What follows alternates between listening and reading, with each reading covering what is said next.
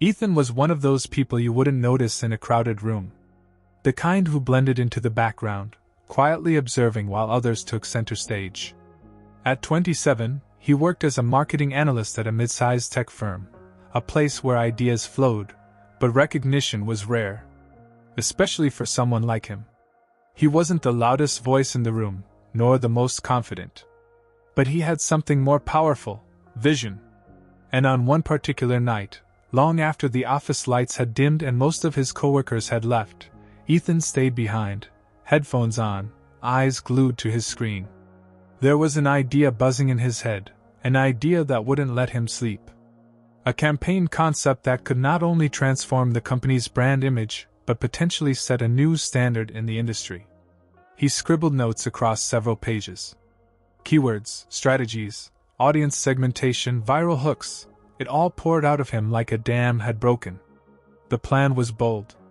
It went against everything the company had done before, but that's what made it powerful. It spoke to the future, not the past.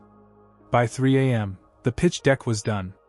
Ethan leaned back in his chair, exhausted but electric. He could feel it in his bones. This was something big. Bigger than anything he'd ever contributed. He stared at the screen for a moment, then saved the file under the name. The breakthrough. The next morning, he walked into his boss's office with nervous energy coursing through his veins. Mr. Coleman, a man known more for his pride than his praise, glanced up from his desk. "I have something I'd like to show you," Ethan said, heart pounding. Coleman gave a half-interested nod. "Make it quick." Ethan opened his laptop and began presenting. With each slide, his voice grew stronger, more passionate. He explained the strategy's uniqueness, its potential to dominate the market. He had anticipated the questions, the risks, and he addressed them all. When he finished, there was silence. Coleman's face remained unreadable. Then he leaned back and said, "Interesting. I'll think about it." Ethan nodded politely, masking his hope. As he walked out, he couldn't help but smile. He had just pitched the best idea of his life. What he didn't know was, that moment would change everything. As Ethan stepped out of Coleman's office, adrenaline still rushing through his system, he felt like he had just leapt off a cliff, uncertain of the landing but thrilled by the flight. The boss's reaction had been muted. But Ethan clung to the word, interesting, like a life raft. Maybe Coleman was just thinking it over. Maybe the silence was a sign of being impressed. That day, Ethan kept checking his inbox, waiting for a follow-up. Nothing came. The next day passed, still nothing. Coleman didn't even look his way in meetings. Ethan wondered if he had misread the room. Had the idea been too ambitious? Too risky? But on the third day, the company announced a full team meeting for Friday morning. The agenda simply read, "Strategic Marketing Presentation by Mr. Coleman." Ethan's heart skipped a beat. Was this it?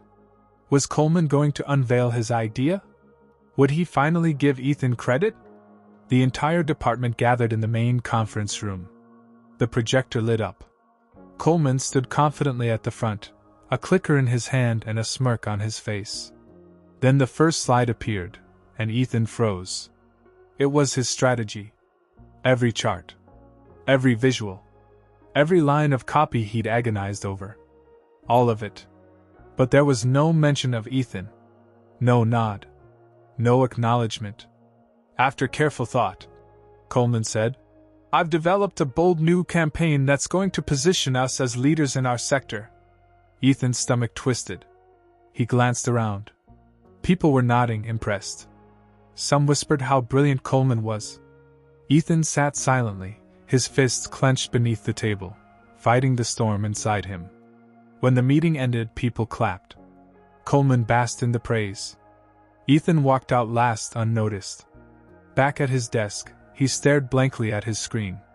He had worked nights, skipped meals, poured his soul into that strategy, and it had been stolen in plain sight. But more than the betrayal, what hurt was the message behind it, that his voice didn't matter. That in this place, his ideas only had value when someone else put their name on them. He could have confronted Coleman. But he didn't. Not yet. He was planning something else. The following week passed like a blur. Coleman's new campaign was the talk of the office. Executives praised him for being forward-thinking. Department heads lauded the fresh direction the company was taking. And Coleman? He strutted through the halls like a king who had just conquered new land. Ethan, meanwhile, felt like a ghost. Invisible. Unheard. He considered speaking up. Telling HR. Telling someone. But how do you prove an idea was yours when the only evidence was a file on your laptop and a memory in your mind? Even his coworkers didn't seem to suspect anything. Some congratulated Coleman with enthusiasm. Others, like Lisa from Content, gave Ethan a quiet look as if they knew, but said nothing. No one wanted to rock the boat. Ethan tried to stay focused. Tried to keep working. But his motivation had vanished. Every task felt hollow. Every meeting, a reminder of what he had lost. One evening, as he walked home under a gray sky, Ethan replayed everything in his head. The hours he spent building the pitch. The way his hands had trembled with hope. The pride in creating something real, something bold, and the heartbreak of watching it be claimed by someone else. He stopped at a small cafe and sat at a corner table, staring into his coffee. Maybe he wasn't cut out for this world. Maybe creativity wasn't enough. Maybe the only people who succeeded were the ones willing to steal. But then, a small voice inside him whispered, "Or maybe you just gave your brilliance to the wrong person." That thought stuck with him all night. When he got home, he didn't sleep.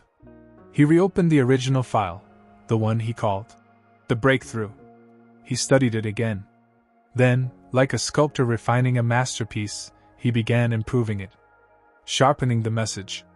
Expanding the vision. And for the first time since the theft, he started to feel powerful again.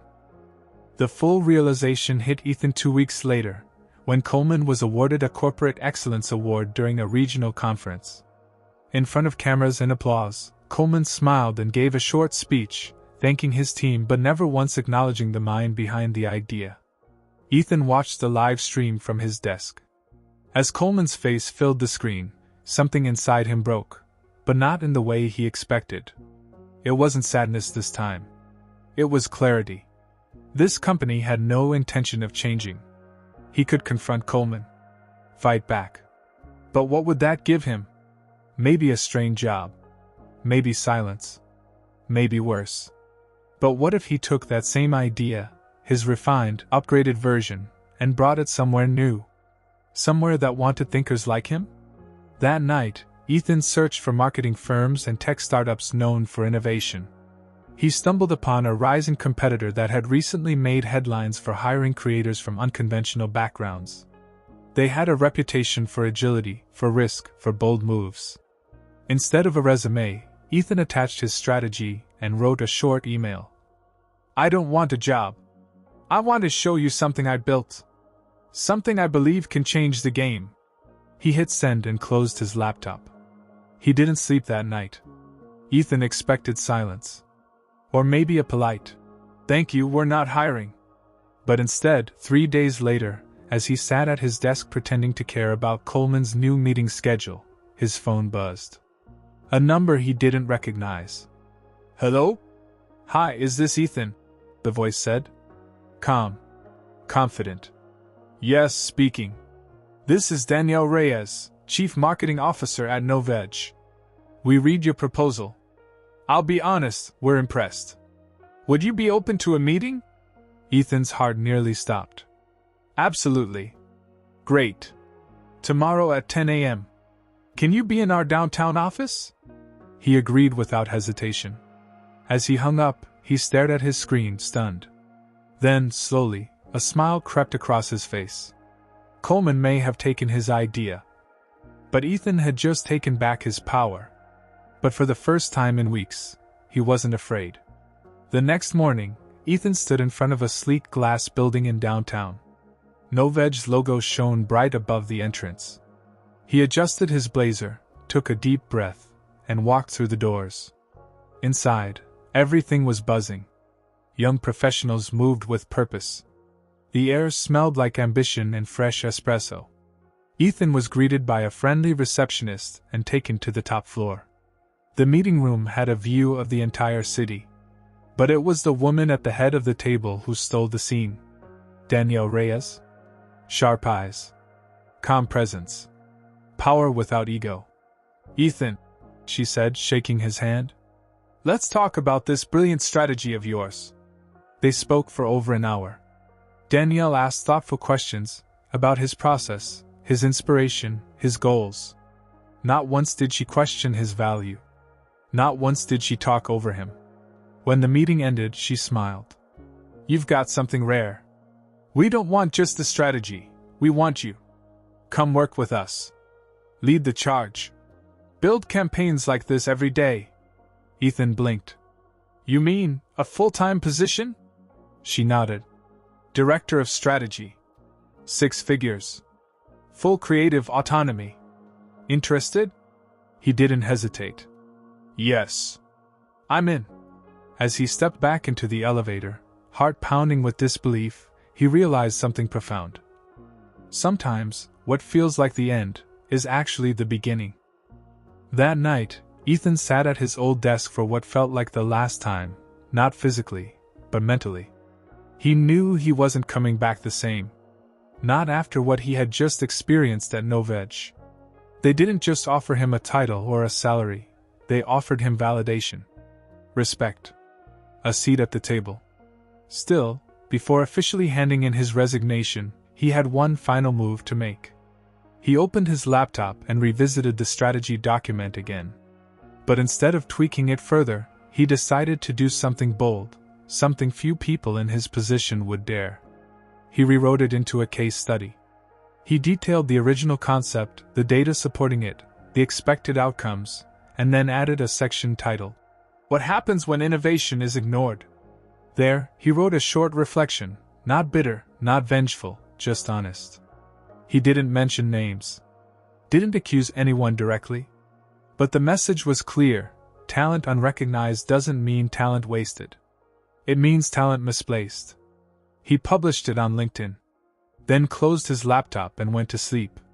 By morning, the post had over 10,000 views. Marketers shared it. Founders commented. Even former coworkers reached out privately saying, "I knew that was your idea." But Ethan didn't respond. He didn't need to. Because by then, his phone had already buzzed again. Noveg had prepared his onboarding documents. It was official. He was done being silent. He was done being ignored. He had made his move. And now, the industry was listening. The post kept growing. Within a week, it had over 50,000 impressions. Several industry blogs picked it up, quoting Ethan without even knowing the full backstory. People resonated with the message, not just marketers, but creatives everywhere. People who had watched their ideas get shelved or stolen. People who had stayed quiet, like Ethan once did.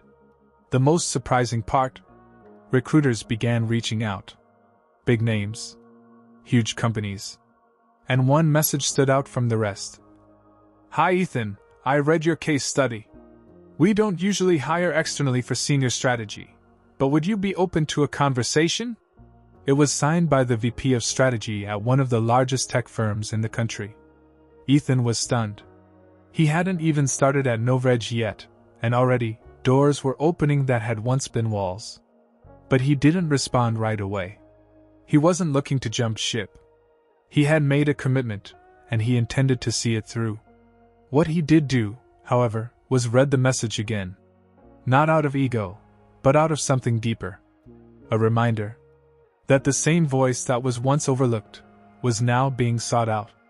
That the same man who had sat in silence while someone else took credit was now being quoted, contacted, and championed. He screenshotted the message.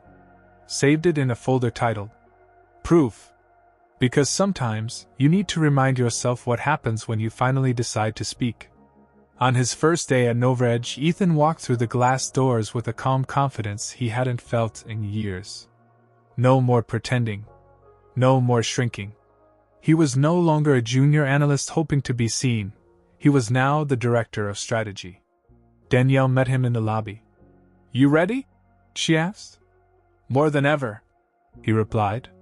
They walked him through the office, introducing him to the team. Young, driven, full of energy, just like him. But unlike his old company, these people wanted collaboration. They valued ideas. During his onboarding meeting, Ethan was asked to present his vision to the team. He took a deep breath and began. He spoke not just about marketing, but about honesty, creativity, ownership. He explained how great strategies come from bold thinking, but also from safe spaces, where voices are heard, where credit is given. The room was silent, hanging on every word. When he finished, they clapped. Genuinely. Not because they had to, but because they believed him. Afterward, Danielle pulled him aside. You have something rare, she said. You don't just build campaigns. You build belief. Ethan smiled. For the first time in his career, he wasn't surviving. He was thriving. Just 2 months into his role at NovaEdge, Ethan launched his first full-scale campaign. It was edgy, bold, nothing like what his old company would have approved. But here, it was celebrated. The results were instant. Website traffic surged. Engagement skyrocketed. And clients started reaching out asking, "Who came up with this?" The answer was no longer hidden. His name was on every report, every email, every success. Then, one afternoon, Danielle walked into his office and handed him a letter. "What's this?" Ethan asked. "A partnership proposal. From your old company." He raised an eyebrow. "They want us to collaborate on a project," she said. "Specifically, with you." Ethan stared at the letter for a long time. It was surreal. The same company that had once buried his idea now wanted to hire him as a partner. Danielle smiled. "We don't have to accept. But I thought you'd want to see it." Ethan folded the letter slowly and placed it in the same folder as the recruiter message. Proof. He didn't respond to the proposal. He didn't need to. Because sometimes, the best answer is success. Ethan knew it was time. Time to close the final chapter of the life he had before NovaEdge. Time to return to the place where it all began, not for revenge, but for closure. He walked into his old office building with a calm he hadn't known back then. Everything looked smaller now. The same cramped desks, the same burnt coffee smell in the air, but the feeling? Completely different. He greeted a few former coworkers politely. Some avoided eye contact. Others gave him a nervous smile, as if they'd heard about his success but didn't know what to say. Ethan didn't hold any grudges. He wasn't here to gloat. When he reached Coleman's office, the man looked up, visibly surprised. "Ethan, to what do I owe this visit?" "I'm not staying long," Ethan replied. "Just wanted to drop this off." He handed over a simple envelope, his official statement declining the collaboration offer. Coleman opened it, reading in silence. Then, like clockwork, he shifted into his usual act. "You've done well for yourself," he said, as if trying to claim partial credit. "I always knew you had potential." Ethan raised an eyebrow. "Funny. I remember you saying, 'Interesting.' That was the only word I got before you took my work and made it yours." Coleman's face hardened. "We both know how this industry works." "No," Ethan replied, standing taller. "That's how you work. But the industry's changing. And people like me? We're helping lead that change." He didn't wait for a response. With one last look around the office, he turned and walked away, head high, heart clear. Some goodbyes aren't dramatic. They're just necessary. Later that week, Ethan received an unexpected email. From Coleman. Subject line, "No hard feelings?" The body was short. "Let's put the past behind us. Business is business. Maybe there's still room for collaboration." Ethan stared at the message for a full minute. There was no apology. No acknowledgement of what had happened. Just a veiled attempt to keep a door open. He began typing a reply. Then stopped. Instead, he opened a blank document and wrote the message he truly wanted to send, not for Coleman, but for himself. You didn't steal my idea because it wasn't good. You stole it because it was better than yours. But ideas don't thrive in darkness. They bloom in light. You buried it. I planted it. And now, it's growing. He didn't send it. He didn't need to. Sometimes, the real confrontation happens inside us. And once it's done, you no longer need to prove anything. Because when you know your worth, silence becomes your loudest reply. At NoVeg, Ethan's reputation was growing fast. His campaigns weren't just successful, they were defining trends. Competitors began copying his style. Articles were written about the Ethan method, a strategy built on empathy, transparency, and connection. He was invited to sit on panels, lead workshops, and mentor rising marketers. Young professionals sent him messages like, "You gave me hope again." But Ethan didn't let the success go to his head. He kept showing up early, kept listening, kept learning, because he knew what it felt like to be overlooked. He carried that with him, not as a wound, but as a compass. One afternoon, Danielle pulled him into a private meeting. "We're thinking of launching a new division," she said, "focused on innovation and mentorship. We want you to lead it." Ethan's eyes lit up. "You mean, helping new voices find their space?" "Exactly." He nodded, heart swelling. It was no longer just about his story. It was about helping others write theirs. Ethan's next big move was a campaign unlike anything the industry had seen. It was built around a single, powerful idea. Truth sells. No gimmicks. No manipulation. Just storytelling rooted in real customer experiences. He traveled to meet clients face to face, interviewed them, filmed their stories, and launched a digital campaign that didn't promise perfection, it promised honesty. The response? Explosive. The brand's social engagement tripled. Revenue spiked. But more importantly, the campaign went viral for all the right reasons. Customers felt seen, heard, respected. Industry insiders called it a masterclass in emotional branding. And this time, no one had to guess who created it. His name was everywhere. He had gone from invisible to undeniable. The invitations started rolling in. Keynotes, webinars, international conferences. Ethan was no longer just a strategist.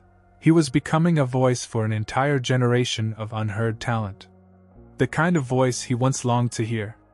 At one major conference in New York, he stood before a crowd of 5,000 industry leaders. Lights dimmed. A hush fell over the room. And then he spoke. "I used to sit in the back of the room, praying someone would notice me. But now I know, visibility doesn't come from others giving you a spotlight. It comes from building your own fire, even when no one is watching." The crowd erupted in applause. In that moment, Ethan wasn't just telling his story. He was reminding every dreamer in the room. You matter. Even when they can't see you yet. One evening, long after the celebration had died down, Ethan was home alone, reviewing the next month's strategy calendar. That's when it happened. A new email. No subject line. From Coleman. Ethan hesitated. Then clicked. It read, "You were right. I should have given you credit.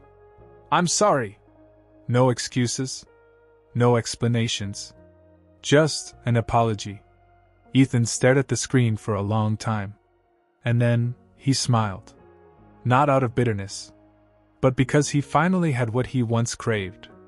Not from Coleman, but from himself. Closure. Ethan now walked through the world differently. He spoke with more calm. Smiled more often. Not because life was easier, but because he had found his place. He never forgot the version of himself who stayed late, who whispered ideas no one heard, who almost gave up. That Ethan wasn't weak. He was building. Now, as a leader, he created space for others like him. In meetings, he asked quiet voices to speak. In strategy rooms, he asked, "Who hasn't been heard yet?" Because he knew the pain of invisibility. And he was determined to make sure no one else felt it. One evening, Ethan was asked during an interview. "What's the biggest lesson you've learned?" He paused, thinking. Then replied, "I used to think success meant proving others wrong. But real success? It's proving yourself right." The interviewer leaned in. Ethan continued, "It's knowing your value, even when others don't. It's standing by your ideas, even when they're stolen. And it's walking away from validation, because you've already validated yourself." The clip went viral. Because people weren't just inspired by his journey. They recognized it. Years later, Ethan launched his own creative agency. It wasn't just about marketing, it was about meaning. He hired diverse voices, nurtured young talents, and made one rule clear. "We don't steal ideas. We build legacies."